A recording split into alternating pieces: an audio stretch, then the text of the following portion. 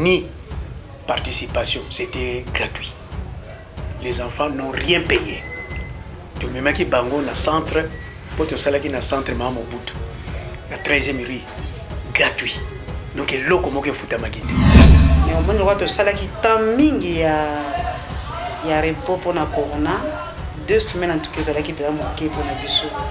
Pour moi ni bana ba fanda qui penza, alors mingi pe côté on ni ba courir la penza er muso tuté. Quand la télévision ba courir ba na ko leka mingi ba na quitté. Alors tu as comme on a remarqué niveau prier pendant l'épimité. Toujours c'est le 3 octobre, bah monsieur sur la fin du mois à septembre, donc tous en nous précité pour la date de rentrée. Donc il qu'on va penser dans toujours programme et la date de rentrée. En tout cas 2 semaines pour l'encadrer l'équipe parce que c'est ça qui est juste dans le 2e trimestre. Alors en matière mingi na mona ki ba poser na question za ki mingi pe ya 3e trimestre.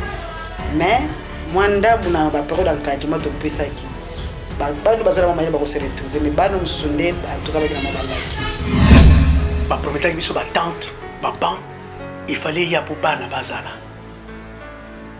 Vous allez jeter un coup d'œil mais la place est zate ba classe est amuke il baisse pas ses alliés ba tonga même en étage pour bana Congo batanga.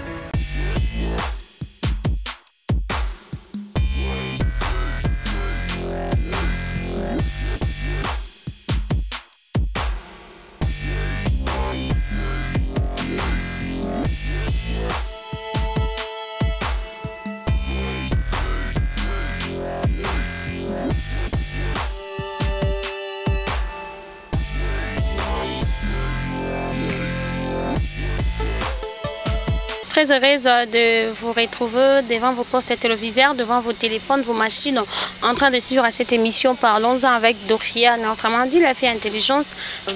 Vous s'abonner à Rentu News Télévision et nous toujours vous informer, c'est notre devoir, tout informera bien en temps réel. Et d'ici là, je crois, en octobre ou fin septembre, c'est la rentrée scolaire. Voilà pourquoi nous étions descendus sur Toran, à Kingabwa, à EP6 Kingabwa, et puis Institut d'Yangenda, Kusululana, directeur, directrice adjointe, na secrétaire, tout le monde peut messier, tout le monde à côté, tout à si point de vue par rapport à l'examen d'état et Zoleka par rapport à ENAFEP, la difficulté nini bazanango par rapport à nombre de élèves aux écoles où ils ont égorgé. Oui, tu sais que l'État a senga qui gratuité ça continuer jusqu'à aujourd'hui, même les élèves basali gratuit, mais tout le monde a des conditions nini école les a plus de 130 élèves na primaire, donc primaire ils en a plus de 300 et quelques élèves. Tant que ça n'a pas de difficulté, même les enseignants et primaire, parce qu'on a 150 moutoumoko.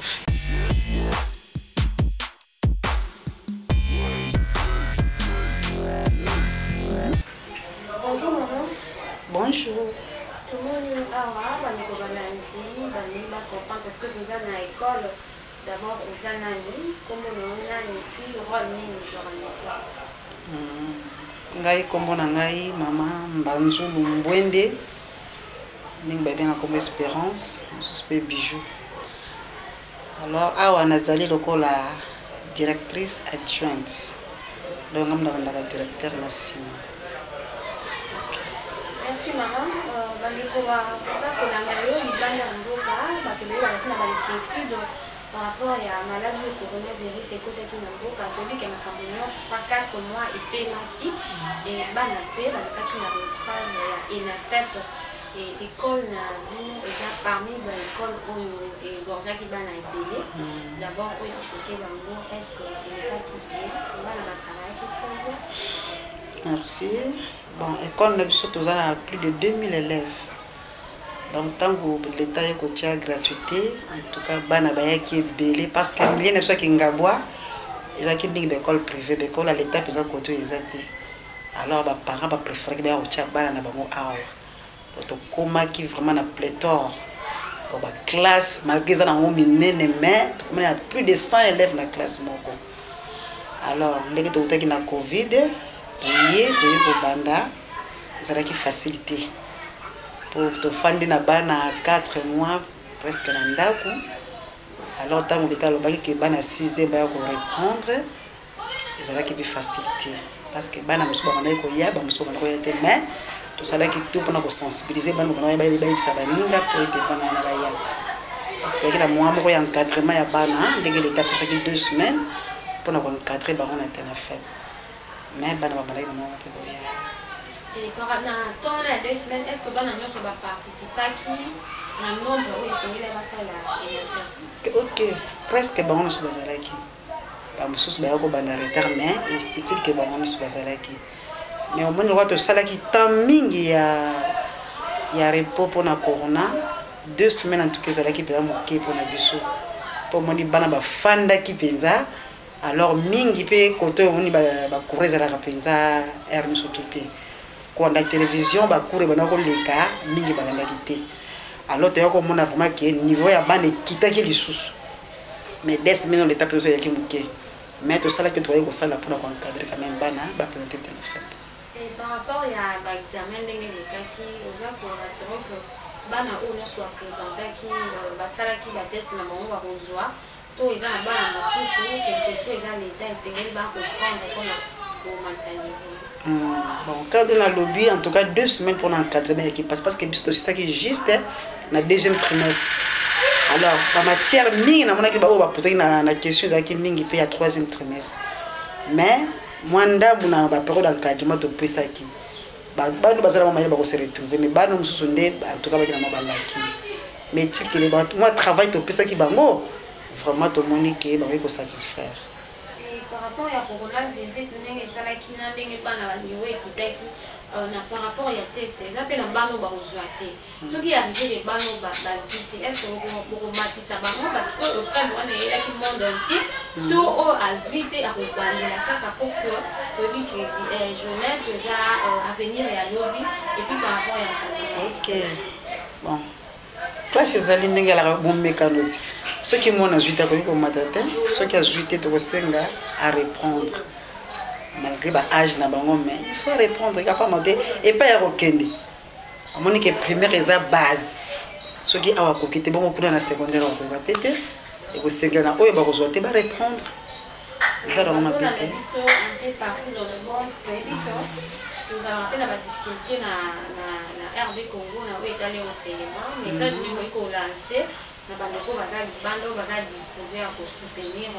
enseignement, moi soutien par rapport à l'école, sur la difficulté, nous allons manifester à l'État, les difficultés, bon, merci na question na yo.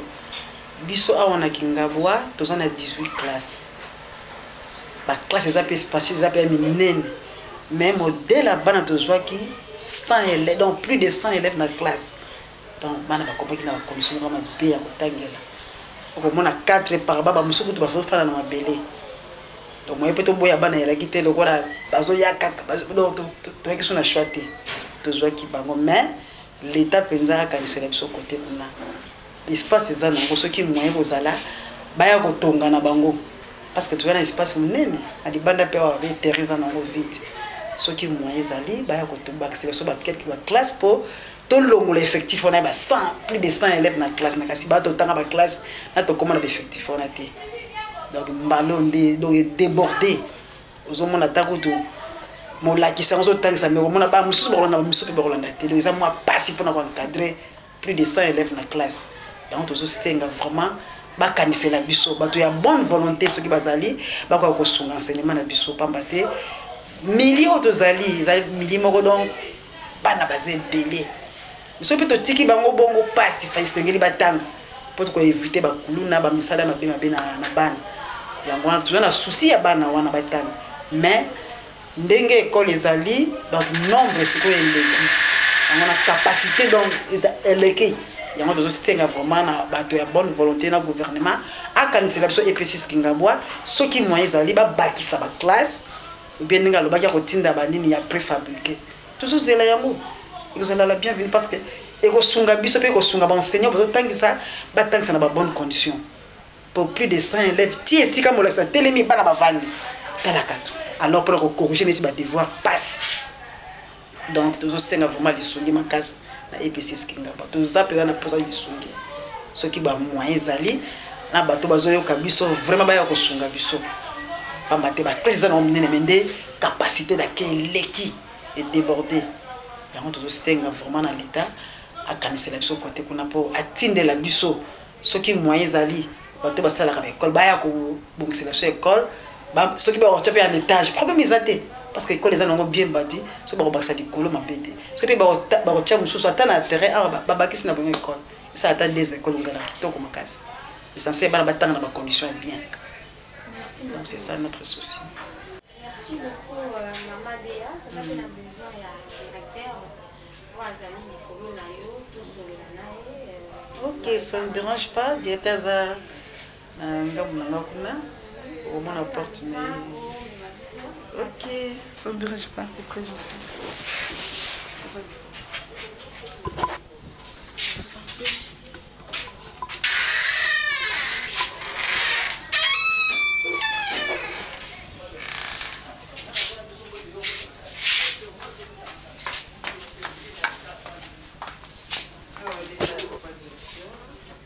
Merci beaucoup. Bonjour papa. Bonjour. En fait, tu es à l'école. Tu es d'abord D'abord, on va essayer d'être le directeur, donc les noms des directeurs et puis les noms de l'école. Merci beaucoup maman. Je m'appelle Fidèle Nkinzi Wandongo et je suis directeur de l'EP6 Kingabwa dans les écoles conventionnelles kimbanguistes. Merci beaucoup papa. Tu es là parce que tu as par rapport au nombre d'élèves au Bazalaka à l'école et puis par rapport à l'UNIFEP, nombre de participants qui il y a tous les autres parce que par rapport à l'enseignement, on a besoin pour soutenir l'enseignement à un niveau de qualité d'enseignement, le nombre d'élèves au participants qui n'a l'UNIFEP, est-ce que vous pouvez estimer réussite et cause à combien de pourcents? Merci beaucoup maman. Je crois que le président avait lancé le message de la gratuité à la République démocratique du Congo. Et l'école, comme c'est une école conventionnée, nous avons réussi plus de 3000 élèves qui étaient avec nous ici. Mais on a terminé avec 2600 élèves. Avec les 3 classes que j'ai de 6e, chaque classe, quand vous voyez les tableaux de bord ici, les classes de 6e A avec 143 élèves, 6e B 145 élèves, 6e C 132 élèves. Au total, c'est ce qui m'a fait à peu près dans des 420. Mais ceux qui ont participé, c'est 384 élèves. 384 élèves qui ont participé. Bon, pour estimer la réussite, parce que c'est une école modèle, avec les enseignants capables que j'ai, en tout cas on a travaillé, malgré le dérangement de la Covid-19, c'est ce qui a fait que les 5 mois à la maison avec les enfants, on a raté presque 2 mois et demi, il n'y avait pas cours, on a pris les enfants à l'assaut, ils sont allés présenter, sauf la volonté de Dieu qui va faire maintenant avec les enfants. Parce que en tête, les enfants avaient tout perdu. Parce que 2 semaines où on cadre qui va, vous êtes sûr qu'il va retenir quelque chose par rapport à temps. Bon, tant où il va faire un ndako, il m'a dit que mon ayango que les alinettes biloko fani na nzungu, ba chauffer en côté, au lit en côté, aux alangues côté. Il faut une moto. Donc mekaki ko réviser comme moi babiloko mbangu dans 2 semaines. Mais ba couru ezako pesa mana ba télévision wana à distance. Et là qui vraiment une fausse affaire parce que na banda mingi ba couru ezakité. Télévision pesa la quitté. Donc les enfants n'ont pas suivi ça. C'est tout biso na kingabwa. C'est un peu difficile. En tout cas, c'est difficile. Par rapport à l'apport, il y a l'État, par rapport à ma frais de participation, est-ce que les créateurs qui problème par rapport à un nombre de balles, il fallait pas participer Est-ce que vous avez parlé de participation de créer qui problème? Et l'occasion, surtout maman, c'est la gratuité. Banda, tu côté qui n'a gratuité, ni participation, c'était gratuit. Les enfants n'ont rien payé. Tu me mets qui bango dans le centre, pour te saler qui dans le centre, maman au bout, la 13e rue, gratuit. Donc, il y a l'occasion qui fout à ma guide. Par rapport à la durée à rentrée scolaire, beaucoup de parents peuvent avoir s'inquiéter. Dès au début gratuité, je les a vraiment informé que c'est là qui est gratuit. Mais toujours quand les parents, peut-être les aillent dans l'école, les a privés, on a que c'est lamenté parce que rentrer, ils ont vraiment une laïté quoi. Par rapport à la salle de prêt, la foutue, rentrer, ils ont vraiment un temps qui est tant que directeur par rapport à la frais parce que ici c'est gratuit. Est-ce que dès que mon est rentré, la date où l'État est-ce que pour permettre que tous les enfants passent sur la classe? Bon, de ce côté-là, pour notre Bissau, cette année, à part la classe montante, il y a première, on a quoi inscrire ban. Mais les classes, les autres classes là, on a parce que les bazar inondé, bazar plein. Mais na privé, le cours bazar qu'on fouta, qu'on a négocié la difficile, même n'a pas parents. Même n'a pas parents. Même quand il y a la gratuité, les parents va salité, mon exaté, ils vont préparer la rentrée comment? Donc c'est difficile parce que le calendrier pendant n'est limité. Toujours c'est le 3 octobre, sur la fin du mois à septembre, donc tout ça nous précité pour la date de rentrée. Donc il y a toujours programme et date de rentrée. Par rapport à bateau, peut-être gouvernement parce que la classe est allée minée, la classe est allée dans un bon état, mais nombre d'élèves et l'équipe est belée. Parce que l'espace peut tout le monde est monnaie. Oui, comme dans l'État, ni comme bana batanga l'État est dit. Merci beaucoup Namutuna na maman. L'État tango senga qui gratuité. Il y a des années et des années. On lui jette d'ailleurs de fleurs. Mais suivi ezala na l'école. Neti biso na Kingabwa. Espace ezali. Bana baza ebele bazo tanga te malgré la gratuité. Ba prometaki biso ba tente, ba banc. Il fallait y aller pour Bana Bazala. Vous allez jeter un coup d'œil, mais la place est zate. La classe est amouquée. L'espace est zali. Tonga même en étage pour Bana Congo Batanga. Et là, on a aussi un partenaire basé belé. Neti biso na ngaba soki batongeli biso tuko koma même na 2000 élèves, pardon, même na 10 000 élèves. OK ko koma. Pas tout ça un espace. Mais ma coquille est na entraîne na bino bomoni fort ni toujours ça là pour na ko réhabiliter l'école. Pour chaque année au moins bana soki ba kena congé, soki ba zongi, il faut quand même que ça les locaux moko que étirer quand même bana bazala. Surtout na maladie tous ana ngoya COVID-19. L'environnement faut ça la propre. Yango bomoni toujours ko meka ko ça la pour ça la propre. Par rapport à COVID-19, c'est parce que je veux qu'il y ait vraiment. Par rapport à COVID-19, pour les gens c'est l'avantage qui n'a fait, exiger qui l'école et même savon, dans le centre. Alors que tu as dit que l'État, normalement, il fallait quand même charge. Est-ce que la cannabis qui s'est bon, on a cannabis tout d'abord, n'est beaucoup chaque porte a son aïe. Donc, ça là qui déjà précaution, il y a sommes déjà bas saut.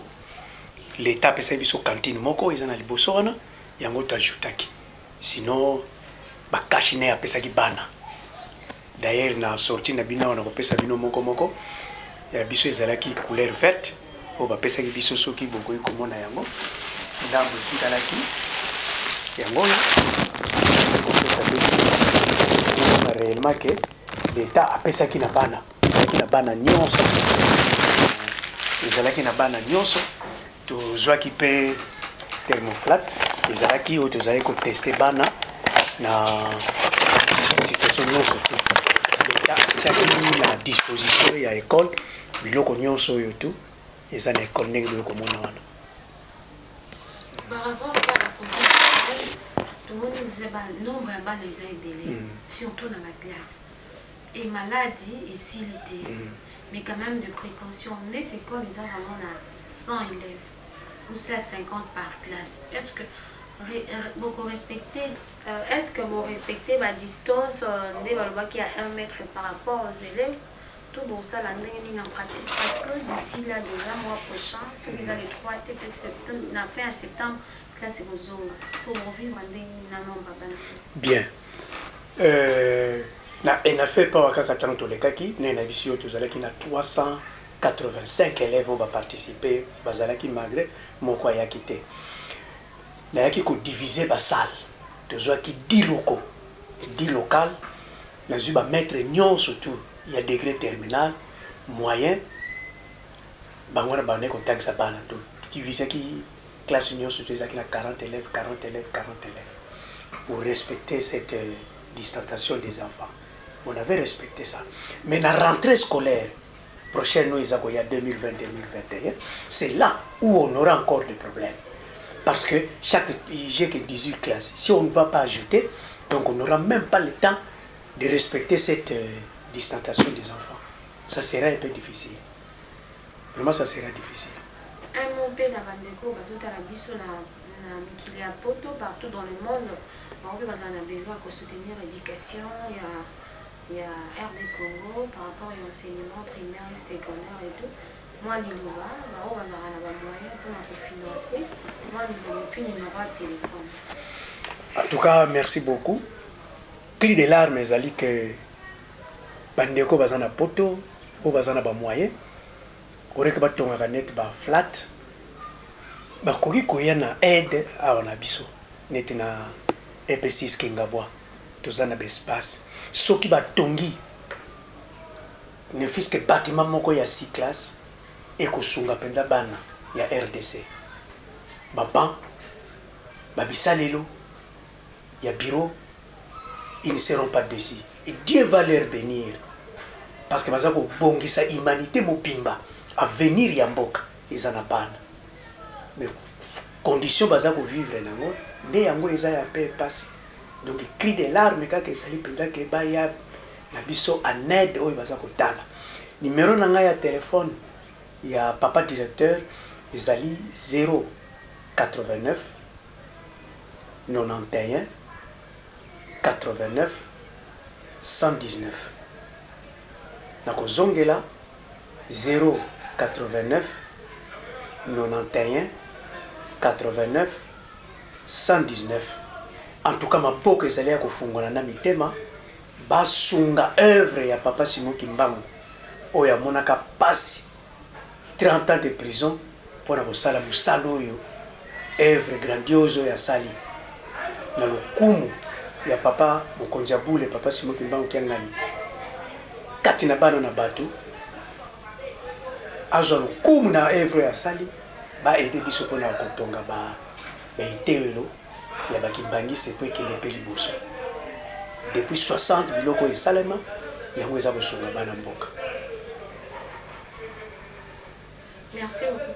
Merci beaucoup. Nam na ko remercier penza bino na espace bo pesi biso po e mokili mobino bayoka kolela ya bana na mboka. En tout cas, merci beaucoup. Donc, gratuité en enseignement, coup de chapeau au président de la République, Fathi Béton, mais sur terrain, tout ça n'a pas de difficulté, et bah, messieurs, directeur, bah, lobby par rapport à Ngoyo, Osamusika, nous en avons poto combattant. Bino boya kawana pona ko soutenir mboka moyen ya kitoko ya ko soutenir mboka eza na nzela enseignement parce que ba lobby na biso jeunesse ezali à venir ya lobby to moni to tina pandémie to moni des conditions bana o ba saleli ba enafep na bango ba leki ebele espace pesa ebele espace vraiment eza monene pona nini te bandeko bozali banda bino o bo soutenaka ko construire école, construire ma classe pour aider bana batanga bien. Il est comme directeur à lobby et capter attention nanga. À lobby ce qu'on aider bana aider humanité. Donc bénédiction kozalaka kaka. Je crois papa il y a un pasteur au salaka bâtiment na Ina ina bisika to bandota je crois na nina biso à jeu 3 mutuana sala jusqu'aujourd'hui je crois azo continuer cause à la béni et yo opposant a besoin à bénédiction. École les vaste, espace les vaste, classe les 18, bana baleki belé avec la pandémie oh toujours vivre en ango, ouais comme il quoi malade toujours vivre en ango vraiment respecter la distance c'est que ça la difficile avec 130 élèves pas la msuba vanda na mabelé tout près il y a enseignant donc makamba kala ko vanda na mabelé aujourd'hui à Kinshasa il y a na Kinshasa na Kingabo na limité il y a 2 élèves au ba vanda na mabelé na école oyo donc toujours c'est un soutien partout. Hein?